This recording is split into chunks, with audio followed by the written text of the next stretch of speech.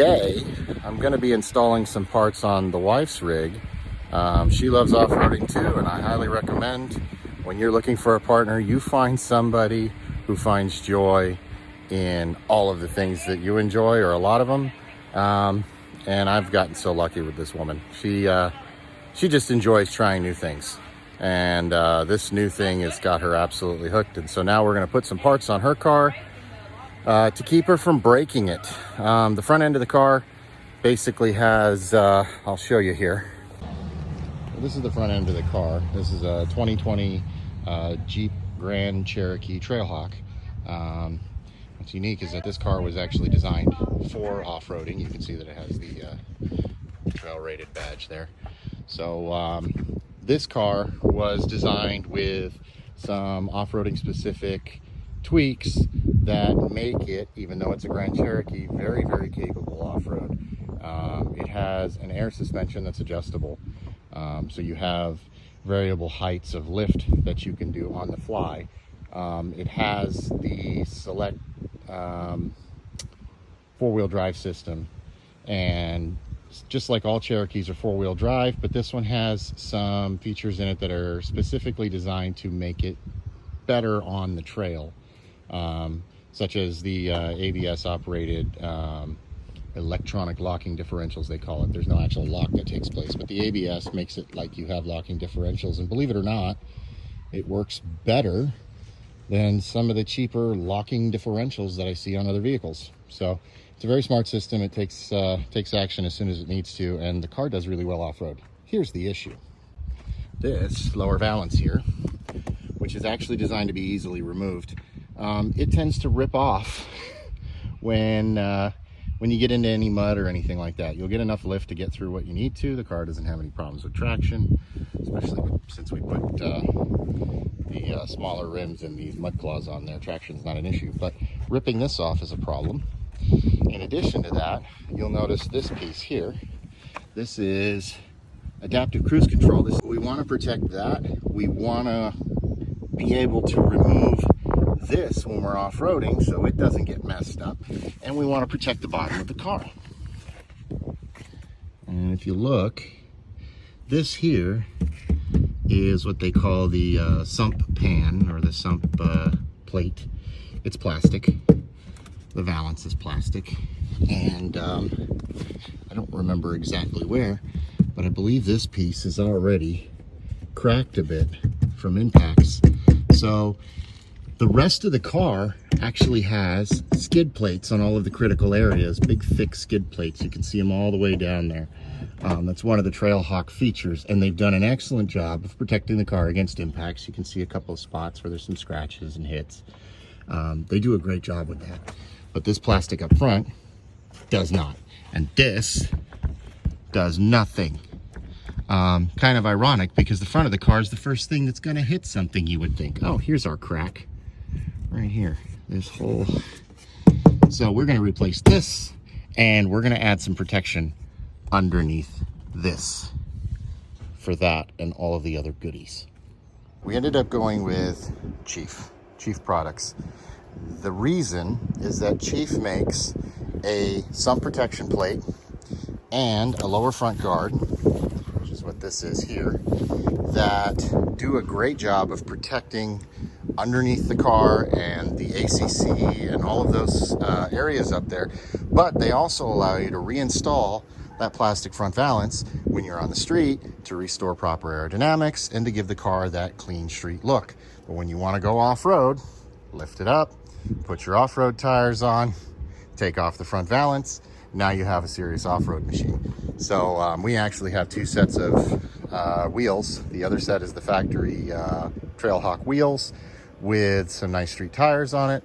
So we switch back and forth, you know, as we need to. So this is what we're going to be putting on today. Let's get these parts out and have a look at them.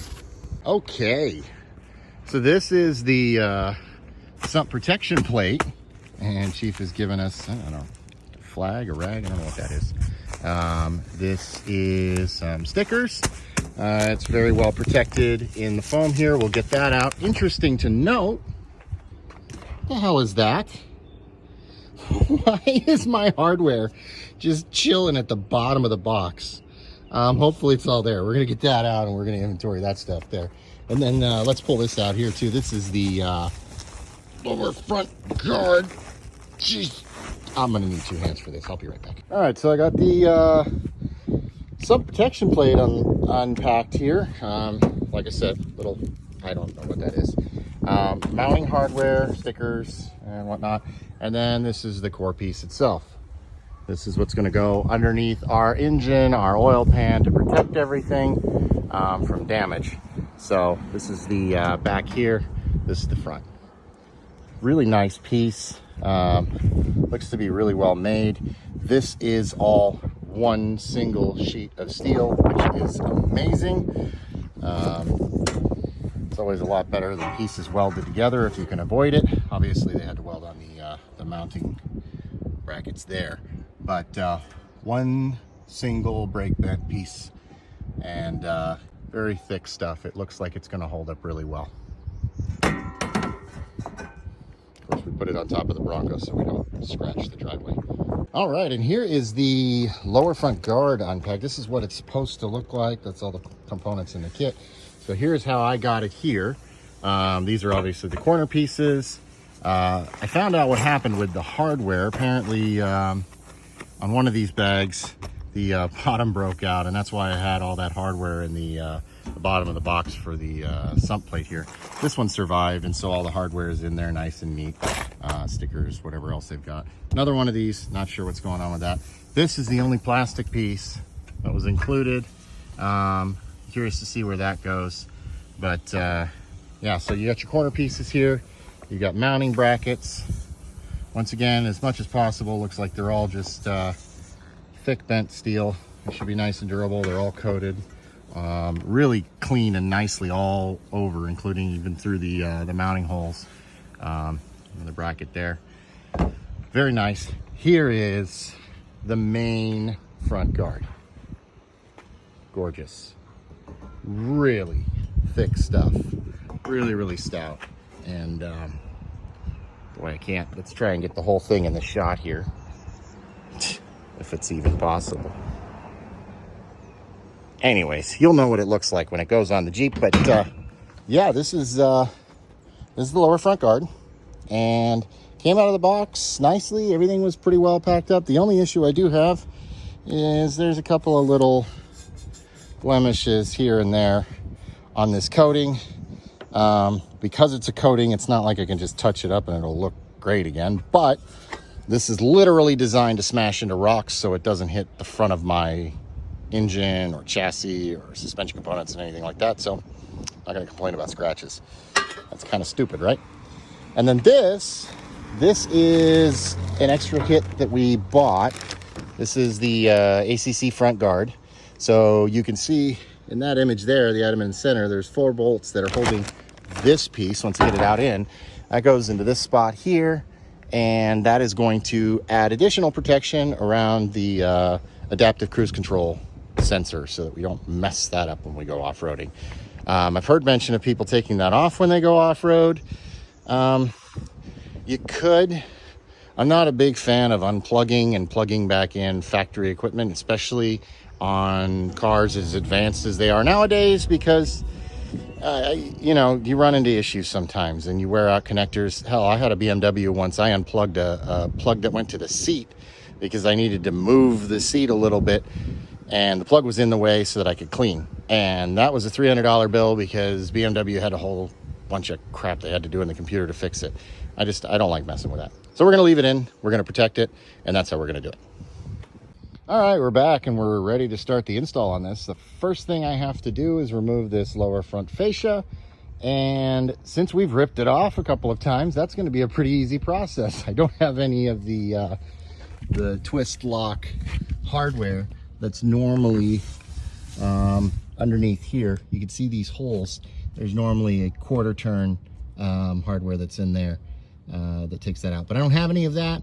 So once you've removed all of the quarter turn, I think there's 6 or 8 of them on the bottom, the next step is pretty simple. You're just going to grab your fascia here and start pulling it out. You can see there was one up in there. This part just clicks in, really nice and simple. So we just gently pull this out all the way around. I like that it does this because removing it is a really easy process. And there you go. Now it's naked up front and we can start working. All right, guys, another feature the Trailhawk comes with is the OEM screw-in style tow hooks. And so there's one there, there's one on the other side here. And in order to install this front guard, we have to remove these. So that's pretty simple. You've got a bolt here, and then in the back, that's the back of the tow hook here, you can see it. So we're gonna remove this as well. Once we remove that, it's gonna give us access to the mounting screws. We got one there, and then there's one underneath it back in here. So we gotta get these guys off before we can proceed. All right, so in order to get these bolts off, we could use a standard wrench. But since we have a bunch of bolts we're taking off, I like to reduce my workload. I'm gonna be using an impact. This is not a very good one, but I learned something on TikTok, thank God, and this is information that every mechanic needs to know. If you have an impact gun, I don't care who makes it, and you're using the wrong sockets, you are doing yourself a disservice. I have this set here of Pittsburgh weighted impact sockets. If you're not using a weighted socket with your impact gun, you're not getting the true impact force that you really can get out of that impact gun. So go ahead and pick yourself up one of these. I actually picked up a little kit from the auto parts store. It was like $10. This is an adapter to go into this gun, and this is your 3/8 drive. I got a 1/4 inch and I got a 1/2 inch drive as well. Use yourself a weighted socket. It'll make it a lot quicker and easier for you to use your impact gun to get off multiple bolts, so you're not sitting there forever ratcheting away and burning your arms out. So you'll notice here's our little adapter and our 5/8 impact socket. If you look at the socket, you can tell it's just a heck of a lot thicker all the way to the top. It weighs about 3 times as much as a traditional socket. And that weight is going to shimmy around as this impact hammer hits and put more force on the bolt, breaking them loose and tightening them better as well. Just make sure that whatever you're using this on, it's safe to use it on that bolt. Some bolts have very low torque specs and you don't want to use an impact on things like that. I'm talking to you quick lube places that use impact guns on the oil plug. Like, what the hell?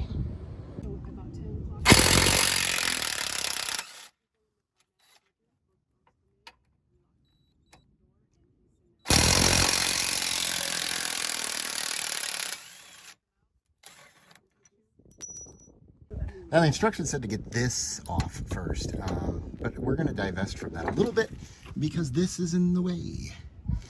And it's going to be a lot easier with this pan out of the way since we're replacing it anyway. Take all of these screws out and get this pan dropped and out of the way. Then we'll have a lot easier access to these bolts back here. I don't even know if I can see them, but you know, the ones back there behind that. I'm going to drop this pan and we got to remove all of these bolts. It's going to give me better access to that. In order to remove these, we're going to need a 10. Don't you just love it when they put metric and SAE bolts on the same vehicle? Oh my God, guys. The cool thing about that adapter I was showing you is it also will work on your regular sockets and on my little Milwaukee, which is great when you need to get into tighter spaces and you don't necessarily want to hammer the crap out of something. This has adjustable levels. So I can do a 1, 2, or 3, and that'll adjust the power output of this to keep me from stripping screws when I'm installing them. When I'm uninstalling them, it doesn't matter. So we're gonna go to drill mode, which is maximum power.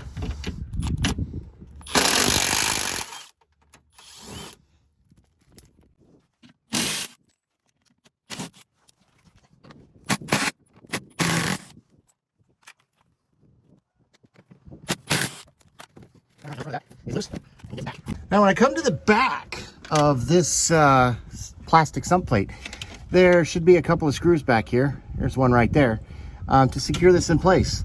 Mind you, this is a 2020 vehicle. I've not had it in for any service where they should have had to remove the sump plate, but what the hell, bro? I mean, it makes my job easier now, but where'd you go? hopefully the hardware kit that comes with the new sump plate will include the missing screw. Anyways, let's get that sucker out. I mentioned how much I love this Milwaukee Fuel brushless mini impact. Yeah, that's right. It's an impact as well, which means I can use the weighted impact socket. And that comes right off, as well as the front mount for my skid plate there. But yeah, now this gigantic piece of plastic garbage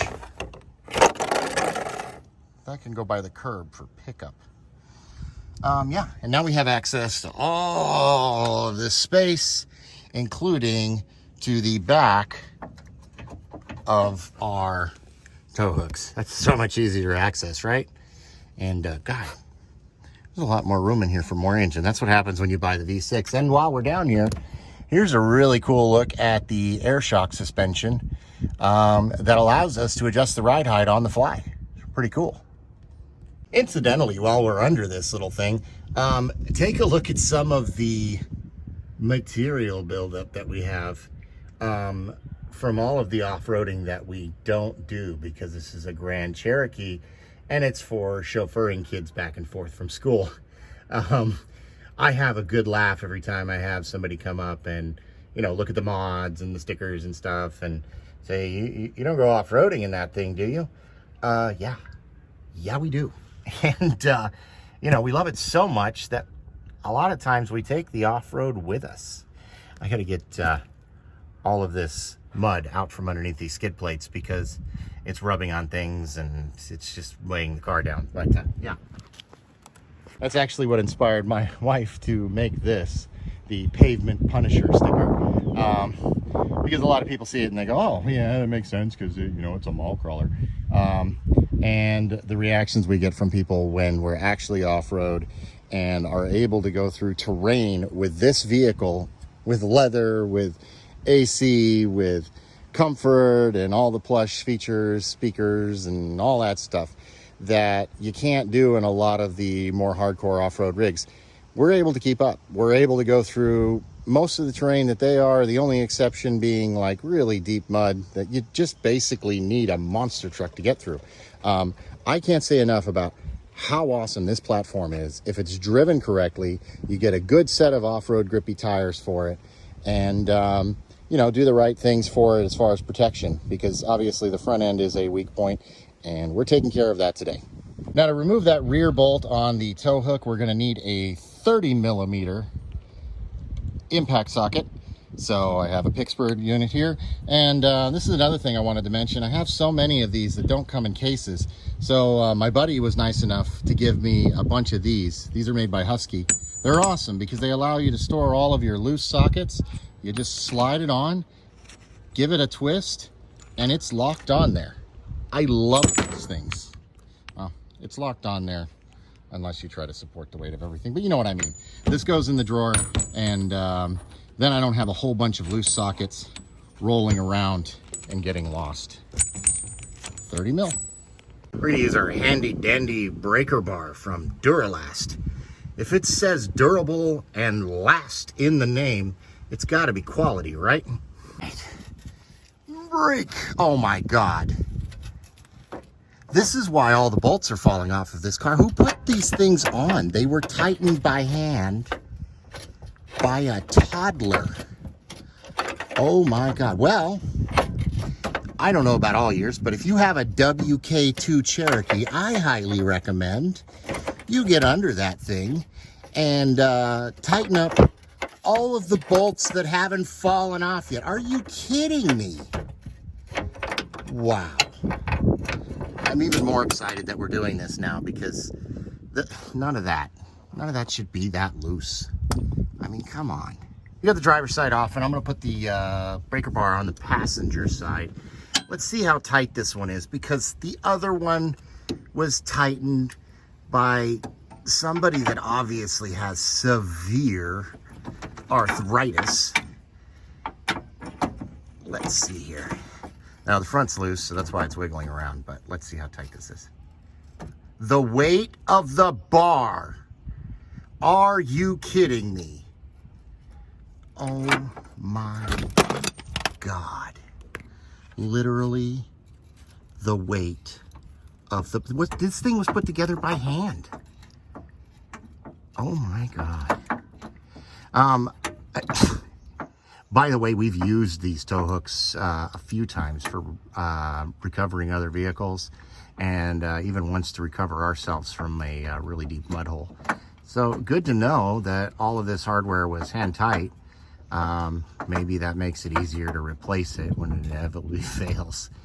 But my God, guys, I'm really tempted now to check some of the other bolts under here that are on some of the more critical components. Like, are my engine mounts held on by hand? I don't know. Come on, Jeep, you can do better than this. Now, to be fair, the car has 25,000 miles on it and quite a number of trips out into the woods off-roading, but you know, stuff gets loose over time. But in 25,000 miles, things don't get to the point of being barely hand tight. That is, it's unacceptable, actually, in my opinion.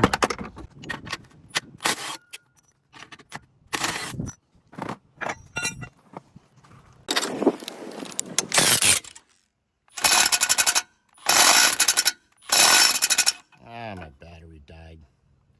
Dang it. Guess we're using the big one. I should have charged this before the project, but you know, I'm lazy and or dumb, so.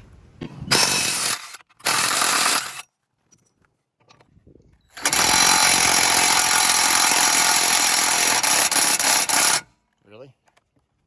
Is that the only bolt on this thing that was tight?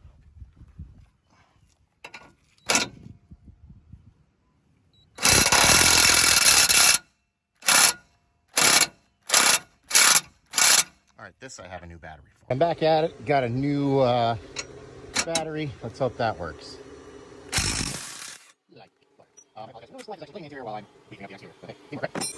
Those are gone.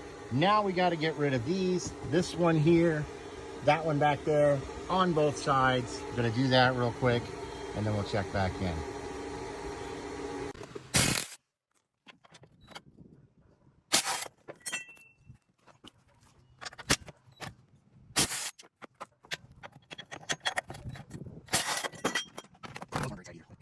Okay, so the next step is removing these front corner guards. There's one bolt there and one bolt here. These are 10 millimeter. We're going to take these off right now.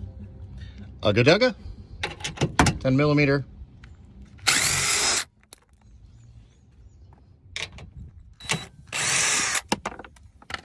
All right, that's loose there.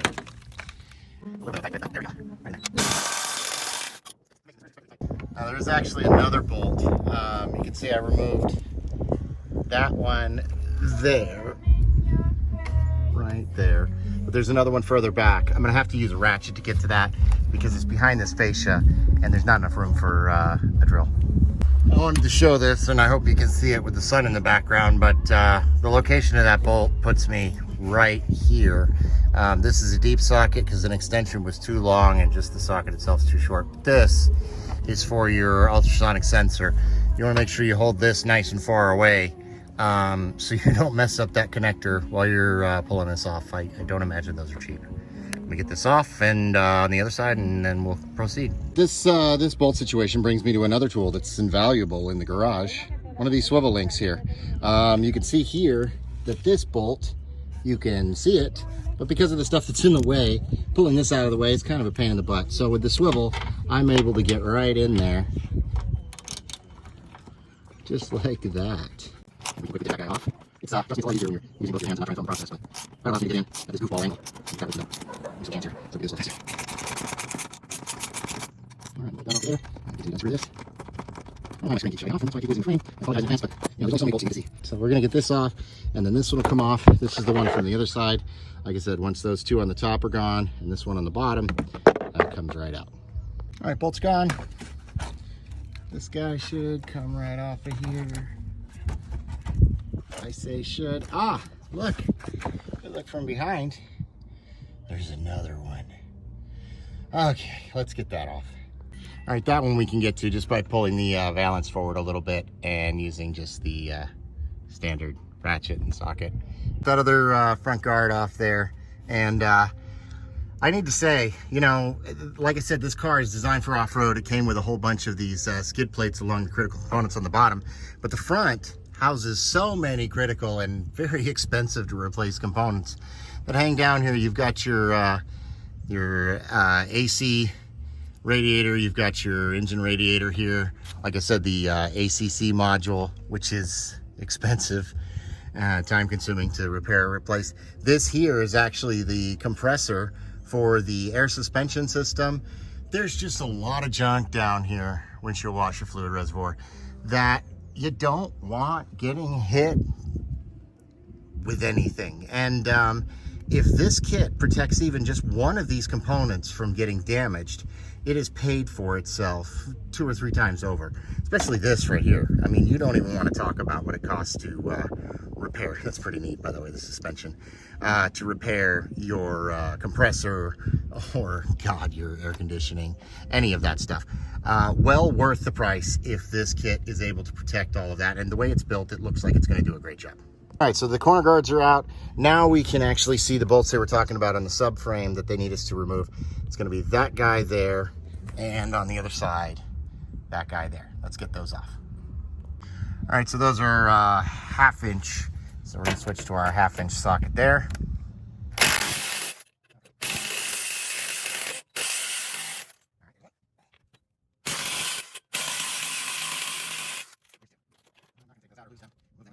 All right, we're back under the front end, and I'm going to take this old towel that we use for junk and a spray bottle here that's just got some soap and water in it.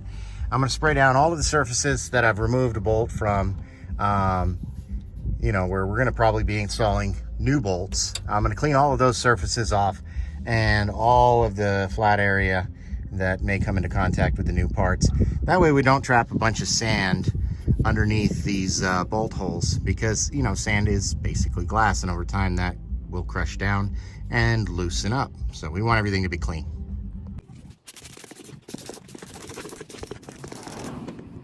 All right, so we cleaned up the tow hook hardware, and that there's a bolt going in or on the backside surfaces where it's going to make contact with the frame. We don't want any dirt or anything in between there. And then on the actual frame itself, subframe, all of the areas where we're going to have bolts going back in and making contact with our new parts, we want these areas to be nice and clean too, because if you bolt this down on top of a pile of dirt, that dirt's eventually going to wash out, and now you have a loose part.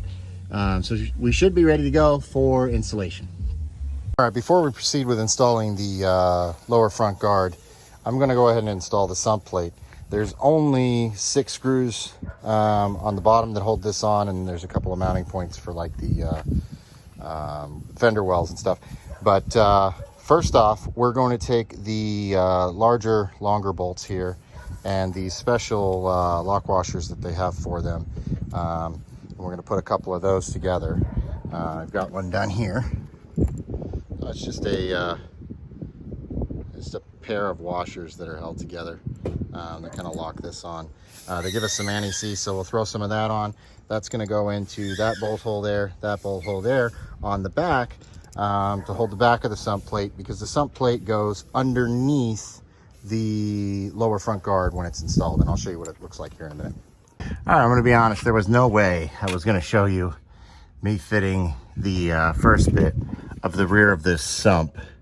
Let me focus this a bit on here, because I have to hold up the skid plate and I have to hold up the front sump guard, and there's a lot of weight and pressure keeping me from doing that.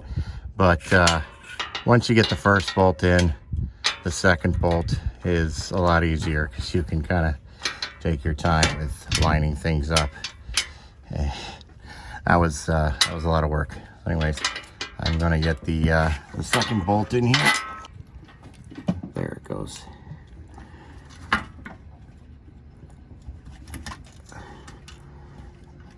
Just getting everything pressed up tight and lined up first, and making sure it's threading in smoothly by hand before I start using any tools. I don't cross thread it. So yeah, there's that.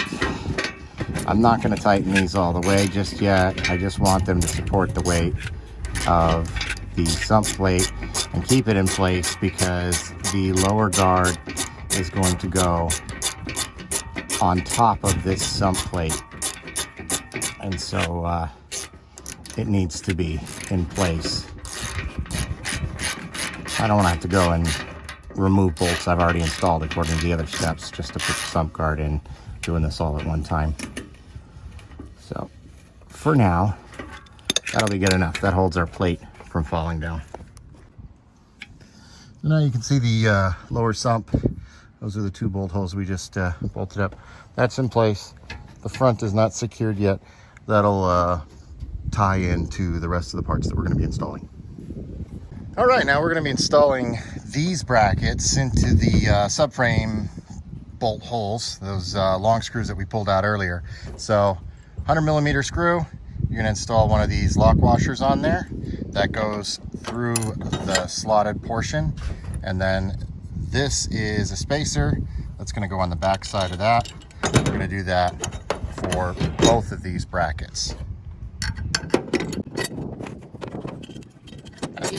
Okay, so we've got 2 of these brackets to put in. Like I said, they're going to go into these holes in the subframe, those long screws that we removed. This is the driver's side unit here, and you want it to be, you know, long ways like this. I'm going to slide that up into there and start that by hand here. Let me switch hands.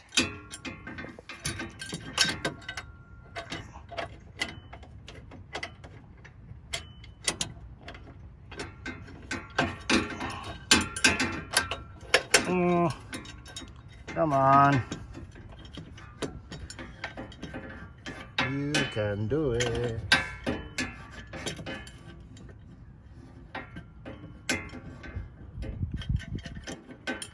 There we go.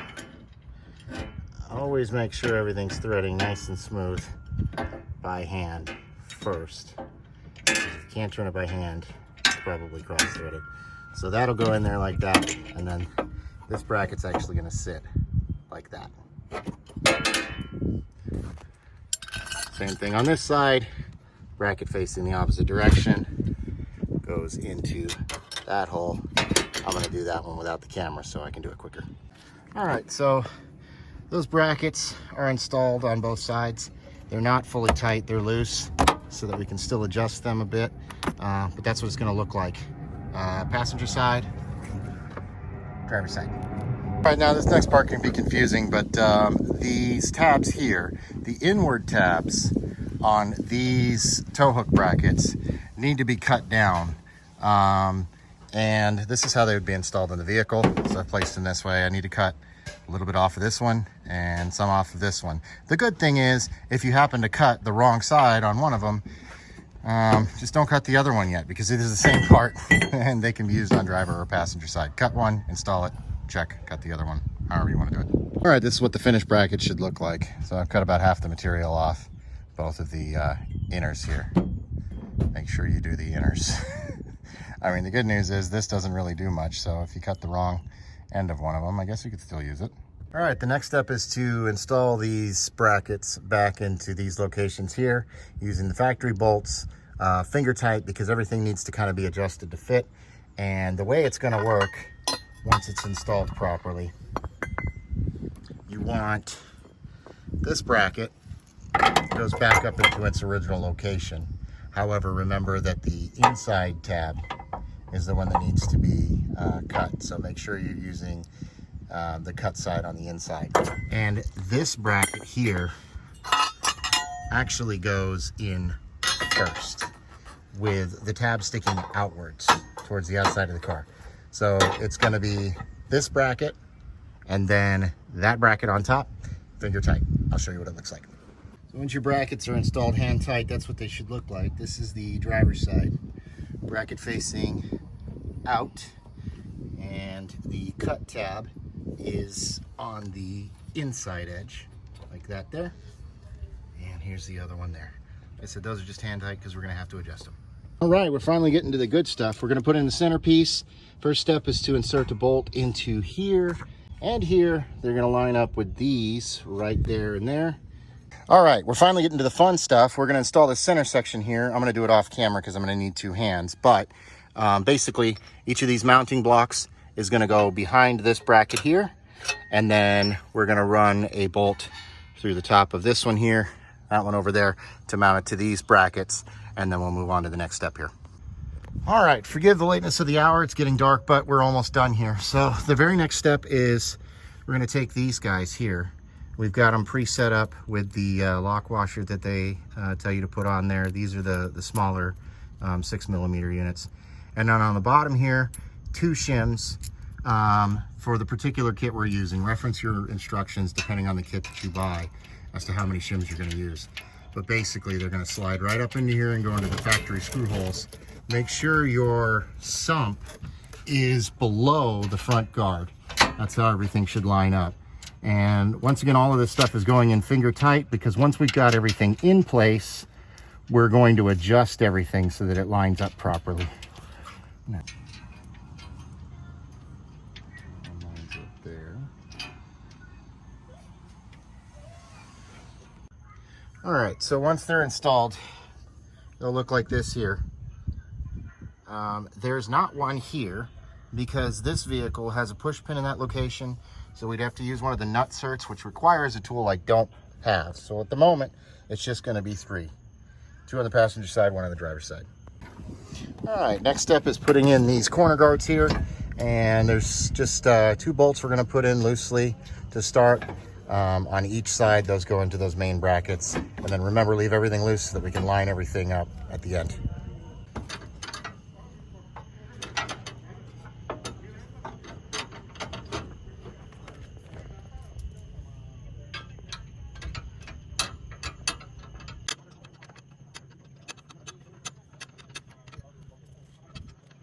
Everything's been really smooth sailing, nice fitment so far until we get to these pieces, because the coating is inside the threads, so they don't want to screw in by hand, and they just so happen to be on parts that you got to be holding up in position until they do. All right, next we're going to install our screws into this location and the one up there. Same bolts that we used here, so both sides, passenger and driver.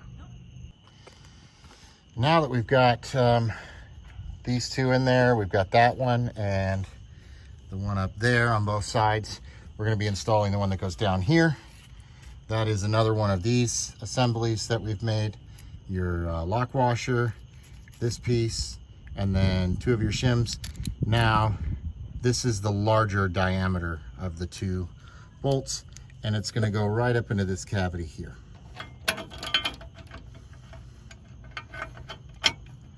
Still doing finger tight at this point because it all needs to be lined up. So I'm going to do that, driver and passenger side, and we'll move on to the next step. All right, now we're going to install our center section ACC guard with the 4 included bolts and lock washers. That's going to go right into these 4 bolt holes on either side of the ACC. So let's get that done. All right, so I have the ACC protecting bracket on very, very loosely. I'm not tightening that up yet, and there is a specific reason why. All of this stuff has been left hand tight up to this point so that it can be moved around and adjusted. And if you'll notice here, if I push this down flush on this side, on the opposite side, I can't get it entirely flush without putting pressure on the ACC. It's very, very important that you do not bend the ACC bracket or move the ACC sensor in any way, because it is aligned, and if that alignment is messed up, it's going to be an expensive trip to the dealership, and they're still going to have to take these parts back off in order to make it right. So I need to make adjustment to make sure that this bracket is moved forward far enough where we have the clearance that we need for this. All right, so after adjusting all of these, pulling this whole bracket forward all the way across, we have just enough clearance here where this will sit flat on both sides without putting pressure on the ACC. So now I'm going to bolt this down securely. All right, so I've got that bolted in there securely. Now everything left is pretty much just going through and making sure the alignment of all these pieces is correct. So you want these to be flush with the front. You want to make sure that, like I said, this is not touching your ACC camera and not bending that bracket, which it's not. And we're going to go through and we're going to tighten up all of these bottom ones, and then we'll go around and we'll tighten up these guys up here, and then we'll do our corners, just making sure everything's lined up. Once we're done with that, we can reinstall our hooks, and we're done with this part of the install. We can reinstall the fascia if we want to. That was the whole point of this, but for now, that's where we're going to stop. So one quick note, as we're doing all of this, I've got all of these tightened up, and so we know everything's in alignment. Now I'm going to go back here and tighten up that one, which is what's holding the bracket on in the back. You can see it's adjustable. Now it's positioned where we need it, so I'm going to tighten that up. All right, once we've got everything aligned and tightened up, don't forget to tighten your 5/8 bolts that are holding your recovery hook brackets on. So I'm going to go back and do that now, and then we're just going to reinstall the hooks, and we're going to be done for what we're going to do. There's a few other parts that I'll go through, but for what we're doing, we're not going to use them. Now, when it comes to the fender liner, they recommend just tucking up it inside like this.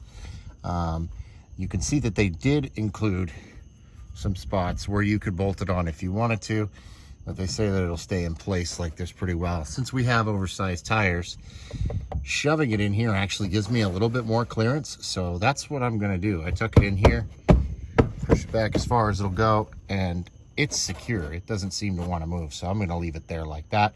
If it does move in the future, I'll poke a couple of holes. In fact, there's already one there for the previous bolt, and we'll run some zip ties through it, or maybe some stainless steel hardware.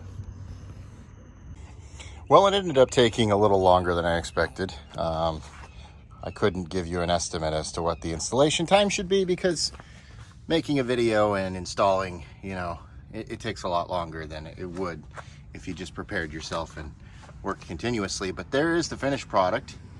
Like I said, there was a couple of parts that we weren't going to be using. There is a reinforcement, a little plastic piece that will go on the bottom there and tie into the front fascia to give it a little bit more rigidity. It's basically meant to replace those quarter turn twist clips that come in the factory installed edition, but we're not using that because we're going to be taking this on and off frequently. But this should give us plenty of protection against any rocks and obstacles that come along the front of the car. I'm really happy with it. I think it installed nicely. It's nice and rigid. It's made out of really good quality material, so time will tell, and obviously we'll give you updates after we've had it out on the trail and we've had a chance to test it out, see how much we like it. I also like that it's now we've got protection, but we also have a little bit better approach angle on the front because we don't have that that front fascia hanging down. So yeah, anyways, thank you for watching, and hopefully this was helpful.